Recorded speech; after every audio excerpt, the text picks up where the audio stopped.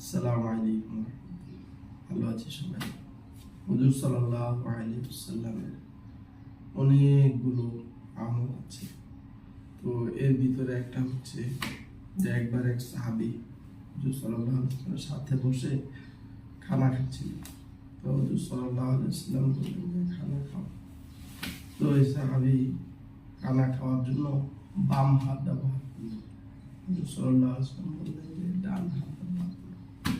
তো এই সাহাবী বলতেছে যে আমার ডান হাতের মধ্যে সমস্যা আছে, অসুস্থ। হুজুর সাল্লাল্লাহু আলাইহি ওয়াসাল্লাম বললেন ও আচ্ছা। কোরআন শরীফের আয়াত পড়ে হুজুর সাল্লাল্লাহু আলাইহি ওয়াসাল্লাম ডান হাতের মধ্যে ফু দিয়েছে। তো এটা হুজুর সাল্লাল্লাহু আলাইহি ওয়াসাল্লামের জন্য আমরা হুজুর সাল্লাল্লাহু আলাইহি ওয়াসাল্লামের সব সুন্নতগুলোকে আমল করার চেষ্টা করি। জিন্দেগি ভালো